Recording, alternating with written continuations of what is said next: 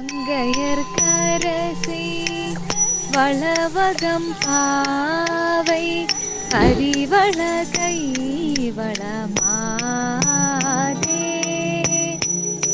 மங்கையர்க்கரசி வளவகம் நதிர்தீம் தனன தோம் தன்ன நதிர்தீம் தனன தோம் தன்ன